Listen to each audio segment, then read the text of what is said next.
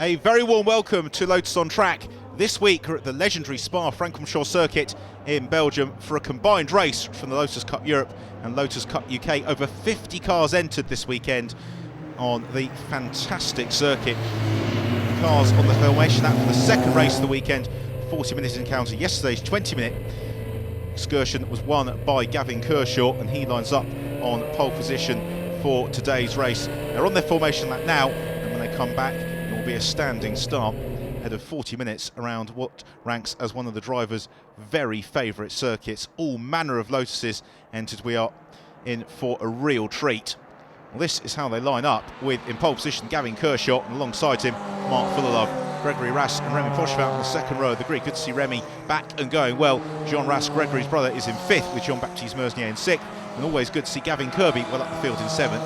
He and Steve Williams in 10th will give us plenty of entertainment from this gigantic grid, made up of a combination of the regulars from the Lotus Cup Europe, here for their final round of the season, also the penultimate round as well of the Lotus Cup UK, which is why we've got so many of the production runners as well making the trip over from the UK.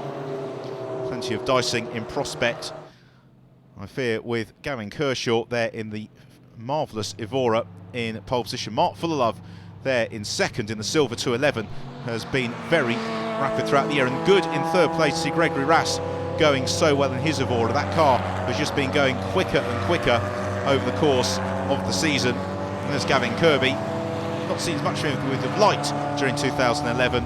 He is a very feisty racer. The car's coming to the end of the formation lap now. It's going to be quite a charge up to the source. For the first time of asking.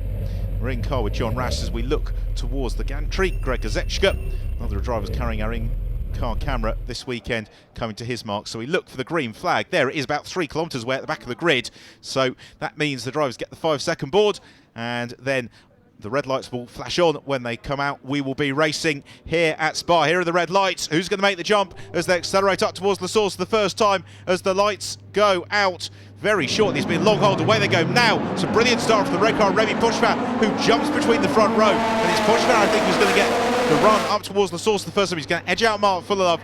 So they turn into the hairpin. Fullerlove does make it easy for the Frenchman. Remy Pochevin goes through, takes the lead. Fullerlove second, Gavin Kershaw third, and then the Rasses tied for fourth position.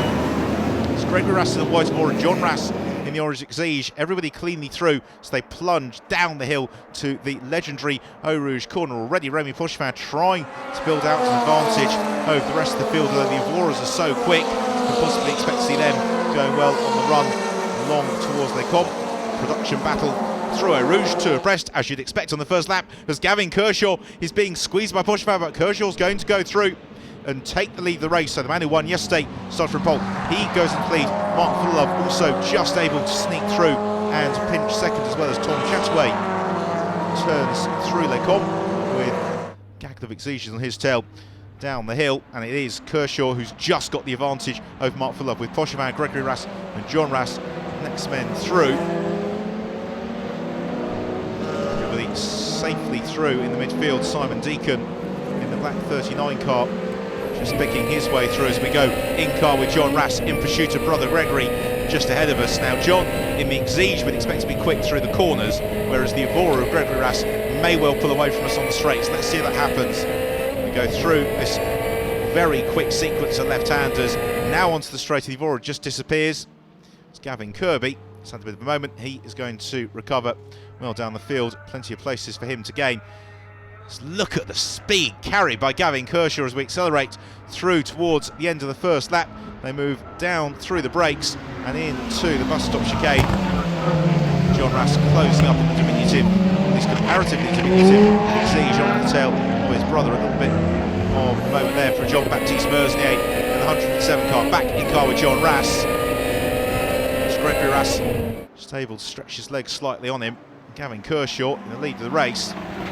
Keen to drive away here from Mark Fullerlove, who's got Remy Pochevin for company. Well, Gavin Kershaw, we've seen him once already this year in the Lotus Cup UK, where he and Martin Donnelly won in dominant fashion at Snetterton. Well on course, things similar again today. Greg Gazechka having a good scrap in the midfield. The leaders through Eau Rouge. Gazechka looking to get in place against the pit wall there.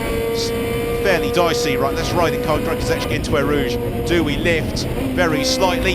Down the gear, giving the revs. Bit of torque up the hill and on into the action from Zechka. The drivers absolutely adore racing here at Spa, particularly for the challenge of Eau Rouge. Here come the production class. It's Ben Hyland who's just got the advantage over Steve Quick. The rest of them streaming through. There's Steve Williams, who is well up inside top 10 with Marcus Jewell just closing in on his tail. Slightly disappointing season really for Marcus Jewell. Quite got the results his ability to deserve as Laurent Fevre in the 49 car. Again, a driver with expected higher up the order as Gregory Rass has a little bit of a twitch. He's found his way past Remy Pochevin though, so it's now Gregory Rass up into third, Pochevin fourth, John Rass still in fifth, Gavin Kershaw and Mark Fullerlove leading the way. Just about every other position in the race under vigorous dispute here. We've got Herbert Metzger, who is just ahead of Xavier Georges, the two Exiges having a good toss. I think Zechka, who almost loses it. Well gathered, sir, because for a moment the rear of the car wanted to overtake the front, but he keeps it together. He's lost a little bit of ground to the 74 car, Campbell Cassidy and Matt Sherrington just ahead of him. Gregor Zechka on the limit. We can see again just how hard he's working the wheel through this unnamed double left hand, but the drivers absolutely adore it, particularly in Formula One. They really enjoy the challenge of that corner right. Back in car with John Rass as we accelerate through to complete the lap. Are we going to be making a challenge of Remy Pochevin here? Liberal use of the curbs and the AstroTurf from the pair of them. Really optimal route into the bus stop, and that may just prevent John Rass from making a move. Well, nobody is going to be challenging Gavin Kershaw this stage of the race. John Rass right on tail of Remy Pochevin. You almost had to go through by default there. Very lucky not to have the rear of Remy Pochevin's 211 imprinted all over his windscreen, because John Rass carried so much more speed into the chicane there. Just a handling characteristic really of the little Exige. Rather caught himself by surprise. So Remy Pochevin maintaining that fourth position for a few more moments. There's Ben Hyland in the production class.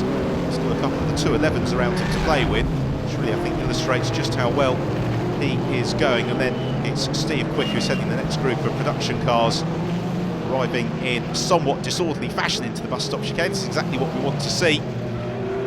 Damn planted 93 car. Apologies, Vittel Chauhun in the 93 car having a bit of a challenge as Rob Austin looking to the inside into hairpin in the 56 car and gaining the place. There's a spin for Mark Yates. And then all the good pointing there from the marshal saying turn back around. I'm not sure that Mark would have quite seen that, but at least he was making the effort. And he rejoins the race with loss of only a place or two. So it doesn't really split out that production class battle at all, has it? Because here they come, charging through Eau Rouge, and then the hill through then the sequence at the con. We've got Marcus Jewell just ahead, the Campbell Cassidy and Matt Sherrington car. Another combination that have gone quicker and quicker throughout the course of the 2011 season, and but for reliability I think they would really be in some way the championship standings. It's Dave Carr in the 30 bright green car. I just wonder if he's got a slight problem there, because he was really crawling up the hill. That'd be a real shame. Again, Dave, one of those drivers who has blossomed during his time racing in the Lotus Cup UK and Lotus on Track Elise Trophy in the UK.